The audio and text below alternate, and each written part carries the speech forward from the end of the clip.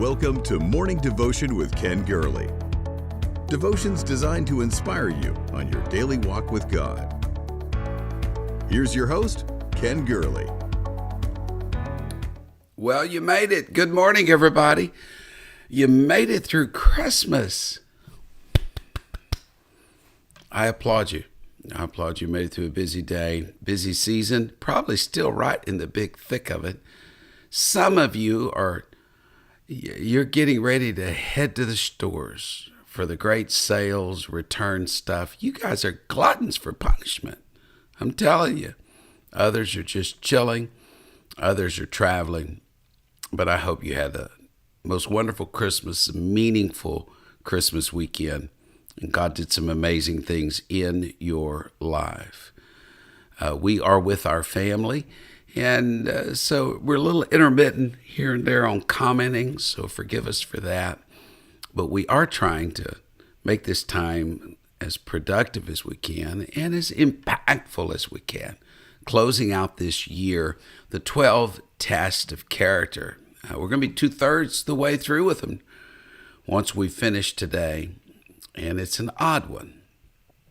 Are you happy? You say, well, that's not a test of character. I don't know. Sometimes I think it is. And I think by the time we finish today, you're going to embrace that and say it really is a quality of character. So in the 12 lessons of character, lesson 8, the privilege of being alive. Are you happy? Subscribe on YouTube, follow on Facebook, comment. Don't be a lurker. Get out of the shadows. Be a part of the devotees, the morning devotion family. Paul, again in Philippians, we've discussed it once before. Finally, brethren, whatsoever things are true, honest, just, pure, lovely, good report. Got any virtue to it? If it's praiseworthy, think on those things. And if you do that, yes, the God of peace will be with you. You've seen it in me. It will be in you. But I rejoice in the Lord greatly that now your last care of me hath flourished again. I know how to be abased. I know how to be exalted. Whatever state I'm in, I'm content. I can do all things through Christ who strengthens me. I have Philippians 4. It's an amazing, amazing chapter. Do you know the world's miserable? Folks, the world is miserable. All the synthetic substitute, counterfeit cheer in this world, they are a miserable bunch of puppies. Puppies. That's what. The world's miserable. There's a book that was written years ago by Postman called Musing Ourselves to Death. The word amuse means without muse thought. Amusements are actions that require no thought. And that pretty much describes our world. They're so miserable they just seek amusement. But the psalmist said, while I was musing, the fire burned within me. The more you use your God-given mind, the more you light and ignite fires on the inside of you. A person with character should be happy. Do you know why? It says, enter into the gates with thanksgiving, the courts with praise. Thanksgiving requires thought. You have to think about. Yes, thankfulness requires thankfulness. You have to think about what God's done for you. And you can think yourself into a realm. Paul said, I think myself happy. You can get yourself through your thinking, not stinking thinking, but through your thinking, you can launch yourself into a realm where you can be happy. If you were to describe a person with character, how would you describe them? Yes, they keep first things first. They're not overextended. They mind their own business. They have a past tense. They constantly see things others don't see. They're obedient, yes, but can you also add this quality, this characteristic? They're happy. You remember that song we used to sing, "We're a happy people"? Yes, we are. Yes. There's something about the children of God, the sparkling joy. Yes, yes. Getting on a swing set and just saying, I'm going to enjoy it. Folks, this is the only journey we have. You ought to have joy for the journey. And so today, even in the post-holiday blues, I'm asking you, are you happy? It's the 8th test of 12 for character. And here we are, this Monday, December 26th. We're just talking about happiness. If you're on YouTube, subscribe, Facebook, follow, but most importantly, get the word out, share with others. And I just believe God's got something good for you. We overlooked last Friday, I guess, when we talked about this, about the like-minded, the lowliness-minded of Jesus. We were in Philippians, but we overlooked the greatest theme of the book of Philippians, and that is joy. Joy. It's as if Paul, his ministry is coming full circle. He's telling the Philippians, do you remember that Silas and I sang at midnight after we'd been beaten? And from that singspiration, there came a deliverance. Well, Philippians, let me repeat the message to you. Here's the theme of Philippians: rejoice in the Lord always. And again, I say rejoice. Paul's sevenfold path to happiness. Here we go. Paul is going to lead you down the path. Happiness is found in expression, not repression. Philippians 4:8. Brother, whatsoever things are. Christianity is not a religion of are not, of simple denial, of subtraction. It's of addition. Whatsoever things are. Some people find life to be a downer, tedious. Shakespeare described a student as the whining schoolboy with his satchel and shining morning face, creeping like a snail unwillingly to school. Some people describe our faith in the same terms, that it's a do I have to. You have to do this. You have to do that. You have to do this. To them, Christianity is nothing but a series of no-nos. Paul did not give a list of repressive commandments. He didn't start out with thou shalt not. He said, whatsoever things are. Those things need to find expression in your life. Those people who are happy focus on what is, not what isn't. They're saying, God's done something. I've read Tolstoy's most famous works, War and Peace and Anna Karenina, and it's a tedious writer to read. But Tolstoy's conversion, this greatest Russian author, his conversion, he said, I saw around me people who, having faith, derived from it an idea of life that gave them strength to live and strength to die in peace and joy. Wasn't that Paul's appeal to the Philippian jailer? Wasn't that what brought the Philippian church into existence? Joy in the midst of trials, singing at midnight, and joy. Isn't that what Paul is reminding the church, that what's attractive about a believer is not a frown, it's not a scowl, it's not always taking dominion and charge and yelling and getting red in the face. It's happiness in the midst of suffering. It's laughter amid the joy and the tears and the sorrow. Yes. So Paul is carrying us through a sevenfold plan. He first says happiness is found in expression, not repression. Whatsoever things are. Second, happiness begins in the mind. Think whatsoever things are good, lovable. Think on these things. Happiness isn't a place. It's a state of mind. It's not what you got under the Christmas tree. No.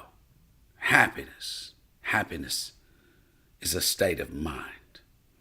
Be content in all things. Misplaced desires steal our happiness. I read of a man applying for a job, and the prospective employer asked him, "How was your last job?" And the man said, "Well, it just wasn't all it's supposed to be. It was a hard, thankless job." And the prospective employer said, "Well, you're going to find this job to be the same." If the man had replied that his prior job was a wonderful job, the employer would have again said the same words: "You're going to find this joy to be the same." And how true that is. How true that is. We carry with us our own sense of reward and fulfillment and happiness. But Pastor, life isn't good. That's where you're wrong. Jesus said, "I've come that you might have life and have it more abundantly." If life isn't good to you, then maybe you're focusing on the wrong thing. The jaundiced eye versus the rose-colored glasses. Man's happiness comes from how he thinks and how he sees, how he views his life. Do you know that fog, a week or so ago, we had a lot of fog in this area. Do you know that fog seems so thick, but it's really nothing more than a minuscule of water vapor? In fact, condense the moisture in one city block of thick fog, and you're probably going to have a few tablespoons of water. Tyndall once said, "A bucket or two of water whipped into a cloud can obscure an alpine peak." Yes, the heights of life are often hidden by momentary clouds. Oh, no. A young soldier had lost both of his legs in a war injury. The surgeon, upon seeing him, said, "Tough luck." The soldier said, "Well, I don't know. I thank God I'm still alive, and I still have my health." Wow. Paul and Silas beaten in prison at midnight. They could have said, "Tough luck, Paul and Silas." They said, "No, we've still got our praise, and we still have our joy." Here's the third thing. Happiness comes through right thinking. Not just thinking, but right thinking. Finally, brethren, whatsoever things are true, honest, just, good report. True, not fiction, not fantasy, not make-believe. Honest means honorable. What's worthy of our attention? Just. What's equitable? What's innocent? What's holy, pure, chaste, clean, right, lovely? What's of good report? What's well spoken of and respectable? A good report that makes the bones fat. What's of good virtue, of excellence and praise? Anything commendable, anything worth complimenting, think on those things. Are you happy? Yes. It's the 8th of the 12 tests of character. If you're just joining us on Facebook, follow, YouTube, subscribe, but more importantly than anything, join in the conversations, share with one another. Let's get through this. The day after Christmas, let's talk about happiness. The unhappy person's thoughts are false. They're dishonest. They're unfair. They're wicked. They're debased. They're evil. They're disreputable, filled with fault finding. In other words, it's the exact opposite of what Paul described. Here's the fourth thing, the pathway to happiness. Happiness comes from the right company. Philippians 4:9. Those things which we have learned, received, and heard, and seen in me, you do. The God of peace shall be with you. Paul practiced right thinking. He encouraged his behavior upon another's. You learned it from me when I taught it. You received it from me when I modeled it. You heard it when I practiced it. You saw it in me when I did it. Now you go do it. We confuse colleagues for comrades. We need people who can be happy with us. It's not just weep with those that weep, rejoice with those who rejoice. It begins, we rejoice with those who rejoice. Find the people that can lift up the name of the Lord. Here's the fifth thing. Happiness comes through giving. Philippians 4:10. I rejoiced in the Lord greatly that your care of me, your sacrificial giving, has flourished again. Givers are happier than receivers. It's more blessed to give than to receive. There is a blessing in receiving when you can receive as Paul did graciously and thanking God for it. but it's a greater blessing to be giving. Carl Menninger's statements of the Mirth Menninger Clinics focus on giver. Now, after all of his years in mental health clinics, decades, he said, I've never seen a person with severe emotional and psychological problems who was a giver. How true. We give our way out of the pit. Here's the sixth way to be happy. Happiness comes through a choice.